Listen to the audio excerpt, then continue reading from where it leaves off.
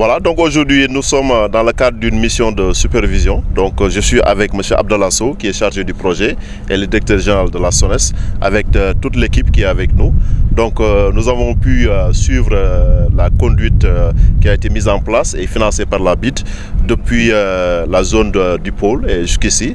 Et on a pu constater vraiment que les travaux sont en cours.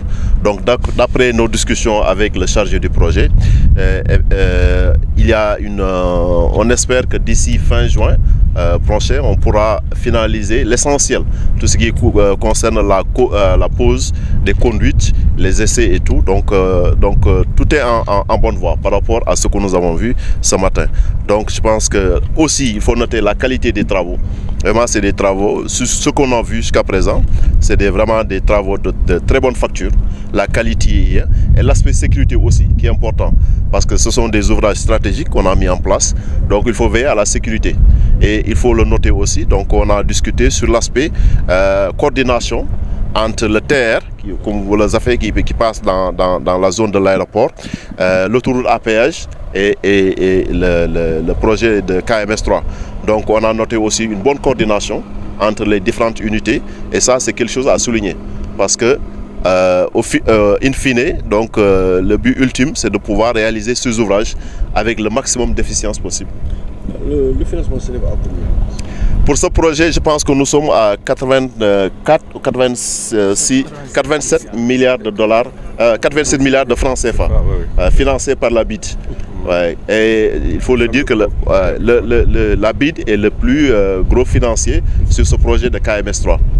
Merci, vous l'avez dit, hein, c'est notre énième visite, comme nous avons l'habitude de le faire avec la coordination du projet KMS3. C'est de venir aujourd'hui avec un de nos partenaires privilégiés sur ce projet, à savoir la Banque islamique de développement, qui a bien voulu financer ce projet à hauteur quasiment de 35%, venir nous enquérir de retard d'avancement.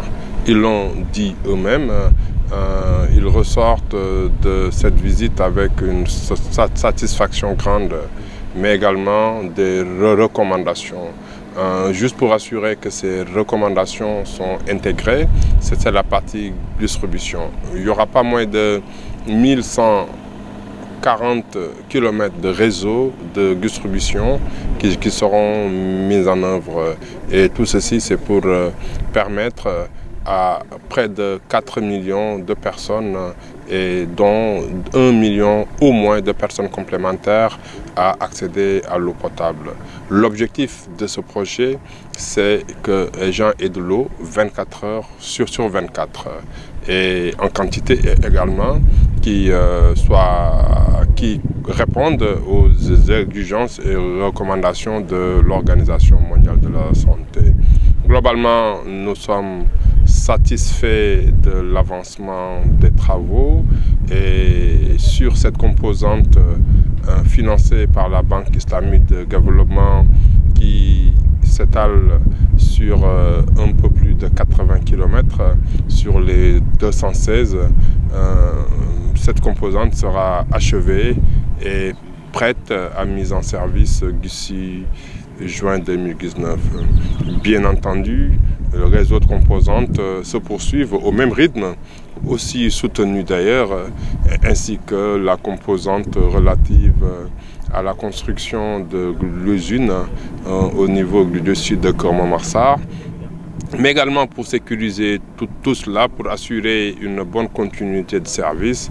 Nous avons pensé faire une ligne haute tension exclusivement dédiée à nos usines. Le marché vient d'être attribué, ainsi qu'une usine ou en tout cas une plateforme solaire qui viendrait un peu sécuriser davantage pour assurer une autonomisation parfaite en termes d'alimentation électrique.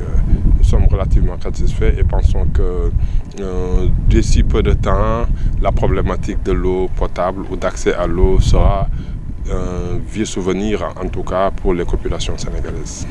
Du point de combien de pourcents à peu près sur cette composante, nous sommes à peu près à 70% au moins. cette composante financée par la Banque islamique de développement, mais globalement sur le projet dans sa globalité, un peu moins que la moitié.